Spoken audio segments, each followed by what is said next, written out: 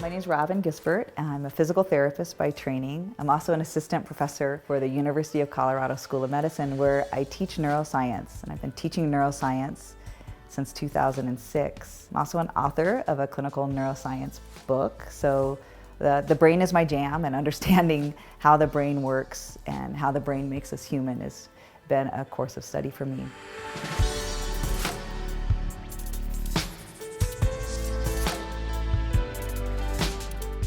The sound formation method surprised me in how easily children could learn, one, to be rhythmic, to be precise and rhythmic, and two, how quickly it inspired children to come up with their own rhythms. The gift of creation that came out of the structure of the rhythm compass was surprising to me and really delightful.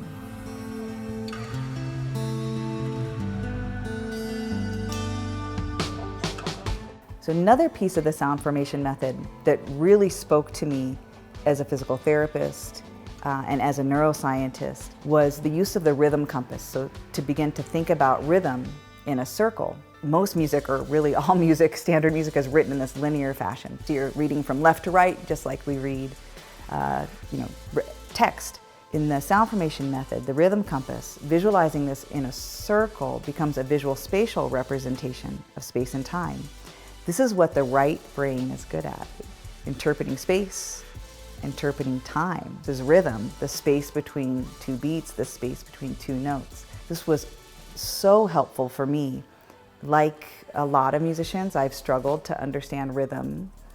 And after studying the sound formation method, my ability to sight read charts as a vocalist has changed. And as a teacher with children learning music, the notation, standard notation, often children will just sort of run right through the piece and the meter gets away from them or it gets confusing. And I've had a hard time finding a way to really articulate and help them with that meter. But as soon as a child integrates the rhythm compass, it's almost instantaneous. For many children, it's been instantaneous for them to visualize the rhythm compass and understand the notation of time in a circle as opposed to in a line. So it's been a really useful tool.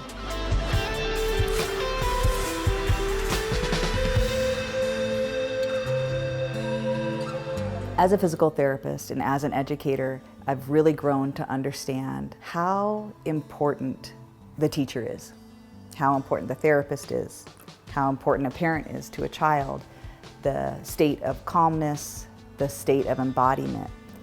And this was the other thing that really struck me about the sound formation and working with Curtis. His presence of stillness in his own body, the patience that he modeled as a teacher with me and with other students, and then this real balance of discipline in learning a method, but playfulness, openness, and acceptance of the child where they're at. This is really a recipe for growth for all people. As a piano player, I don't think I've ever played a gig where I haven't had someone come tell me that they used to play piano and they quit. And when I ask them, well, what happened? It is always about an emotional thing. I didn't feel good enough, my teacher got mad I didn't practice, my parents wanted me to play certain music. So there was always this sort of shutting down of the student when they were young, but a love for music that stayed with them, and maybe even a little regret. So that was the other thing that really hooked me about this method, is that there is a love for the student, there's an acceptance for the student, there's discipline and structure. And when I say discipline, I just mean a practice of self-control that I think can really help grow a child in this method.